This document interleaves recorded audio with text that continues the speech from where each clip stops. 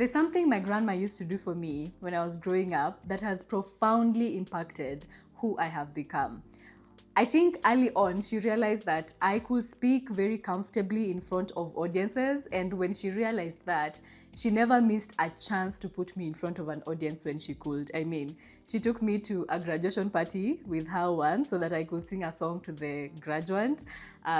She took me to weddings so that I could either sing a song or recite a poem to the couple. And even just regularly at home when there was a guest, every now and then, she would call me to either recite a poem or sing a song or just say something. I did not realize how much that meant for me, and I didn't know that that was a seed that she was sowing in me, but more so, she saw something in me that I had not noticed then.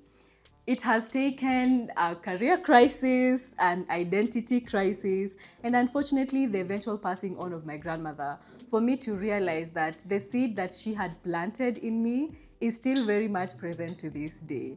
I have realized that it goes so much more than just saying a poem here or singing a song there.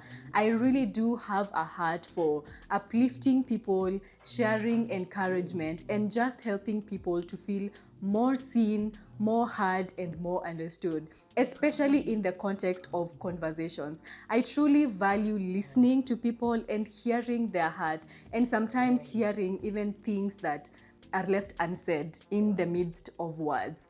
I am so excited to have put both the work that my grandma did and really just life experiences that have lined up, all of that packaged in a podcast that I will be sharing with you soon. So I really hope that you will be encouraged and uplifted by the conversations that I will be sharing with you, coming to you very soon. So stay tuned to know what the podcast is about and how you can get connected.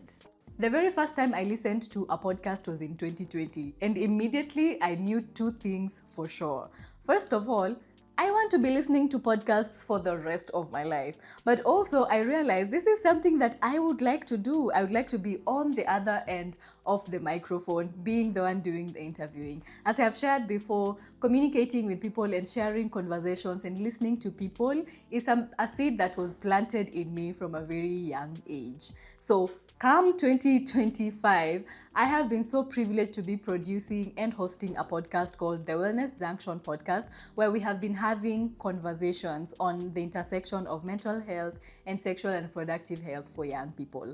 While doing a series on transitions, I realized that I would like to speak a bit more about my faith. And I'm so glad that things have worked out so well, and I am able now to bring to you a podcast that very freely and very openly talks about my Christian faith, the journey, and not just my Christian faith alone, but also what it actually just means to live life and to thrive in the lens of having a Christian faith. The podcast is called Chayyim. I know, what a word.